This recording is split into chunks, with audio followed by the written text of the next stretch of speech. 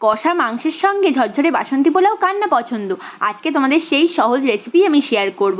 ফার্স্টে আমি গোবিন্দভোগ চালটাকে একবার ধুয়ে শোকাতে দিয়ে দিয়েছি একটা থালার মধ্যে, আর একটা পাত্রে খানিকটা ঘি গরম করে তার মধ্যে আধা চামচ হলুদ দিয়ে ভালো করে মিশিয়ে নেওয়ার পর চালের মধ্যে আমি এই মিশ্রণটা ঢেলে দেবো আর ভালো করে এটা মেখে নিলাম।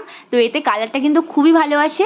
আর তার মধ্যে তোমরা 1 চামচ আদা বাটা আর অল্প পরিমাণে গরম মশলার গুঁড়ো দিয়ে আবার ভালো করে চালটাকে মিক্স করে রেখে দেবে কিছুক্ষণের জন্যে। আর একটা কড়াইয়ের মধ্যে আমি অল্প সাদা তেল গরম করে নিয়ে তার মধ্যে তেজপাতা এবং গোটা গরম মশলা ফোড়ন দিয়ে দিয়েছি। এই পর্যায়ে তোমরা কাজু কিশমিশটাকেও ভেজে নেবে, আমি এখানে শুধু কিশমিশ দিলাম। তারপর চালটাকে দেওয়ার পর খানিকক্ষণ ভেজে নিয়ে তোমরা এর মধ্যে একদম ফুটন্ত গরম জল ঢেলে দেবে।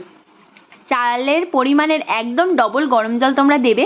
3 কাপ চাল থাকলে সেটার মধ্যে তোমরা 6 কাপ জল দেবে। তো তারপরে স্বাদ মতো নুন, চিনি আর কয়েকটা চেরা কাঁচা লঙ্কা দিয়ে দিলাম। যেহেতু বাসন্তী পোলাও মিষ্টি হয় তো একটুখানি বেশি মিষ্টি দেবে। তারপর 15 মিনিট রেখে দিলেই রেডি।